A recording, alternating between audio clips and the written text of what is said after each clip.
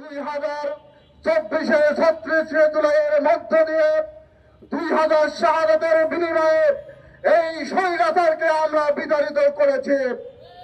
কিন্তু আমরা অত্যন্ত দুঃখের সাথে লক্ষ্য করছি বর্তমান সরকার, আমরা ভেবেছিলাম এই 24 জুলাই বিপ্লবের মধ্য দিয়ে যে সরকার প্রতিষ্ঠিত হয়েছে, রাষ্ট্রের সকল যন্ত্রকে তারা বৈষম্য দূর করে এই বাংলাদেশের স্বাধীন সার্বভৌমত্ব একটি রাষ্ট্র প্রতিষ্ঠিত করবে।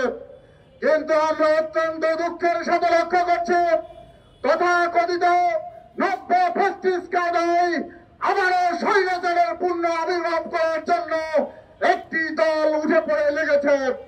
আজকে আমরা এই 24 জুলাই মঞ্চের পক্ষ থেকে স্পষ্ট ভাষায় জানিয়ে দিতে চাই, হাজার হাজার শাহাদাতের বিনিময়ে, আজকে শত শত শাহাদাতের বিনিময়ে, হাজার হাজার আহত ভাই বোনদের বিনিময়ে আমরা যে স্বাধীনতা অর্জন করেছি, এই রক্ত অর্জিত স্বাধীনতা নব্য কোনো ফ্যাসিস্টের হাতে তুলে দিতে পারি না।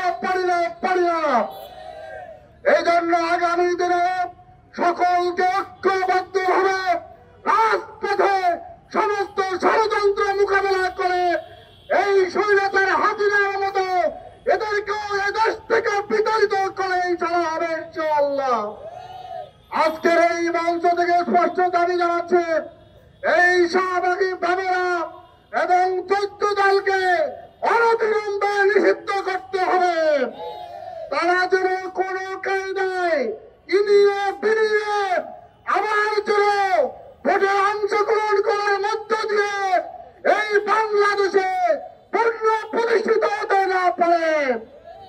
আমরা টিভি এবং ইলেকট্রনিক্স মিডিয়াকে সম্মান জানিয়ে শ্রদ্ধা রেখে বলতে চাই, আমরা দেখতে পাচ্ছি ব্যারিস্টার শামীম হায়দার, সে নাকি জাতীয় পার্টির মহাসচিব, সে এই খুনি হাসিনার সাথে ওতপ্রোতভাবে জড়িত। আজকে টিভিতে আমরা দেখি সে টকশো করে। আমরা উদাত্ত আহ্বান জানাবো এই জাতীয় পার্টির কোন স্বৈরাচারকে, কোন স্বৈরাচারের দোষরকে টিভি টকশোতে স্থান দেওয়া না হয়। সকলকে উদাত্ত আহ্বান জানিয়ে